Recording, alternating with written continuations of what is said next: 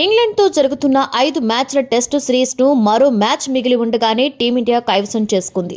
4వ టెస్టులో 192 పరుగుల లక్ష్యంతో బరిలోకి దిగిన భారత్ 5 వికెట్లు కోల్పోయి లక్ష్యాన్ని ఛేదించింది. విజయానికి మరో 70 పరుగులు అవసరమైన దశలో 5 వికెట్లు కోల్పోయిన భారత్ను శుభ్మన్ గిల్, ధ్రువ్ జురేల్ ఆదుకున్నారు. మరో వికెట్ పడకుండా జాగ్రత్తగా ఆడి జట్టుకు విజయాన్ని అందించారు.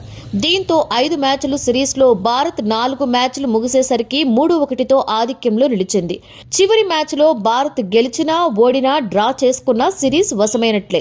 4వ టెస్టులో బాధ్యతాయుతంగా ఆడి జట్టు విజయంలో కీలక పాత్ర పోషించిన యువ ఆటగాడు wicket keeper Dhruv Jurel player of the మ్యాచ్గా నిలిచాడు.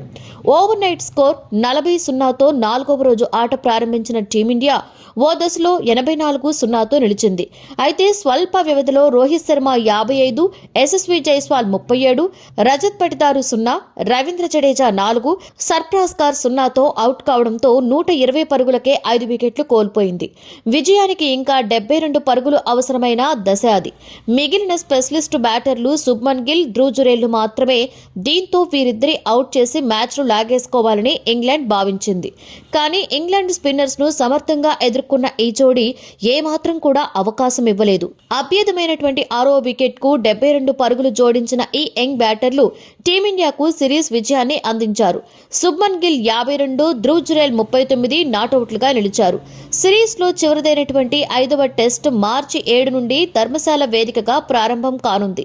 ఇప్పటికే సిరీస్ లో భారత్ 3-1 ఆధిక్యంతో ఉంది. దీంతో ఈ మ్యాచ్ ఫలితంతో సంబంధం లేకుండా సిరీస్ ను టీమిండియా కైవసం చేసుకుంది.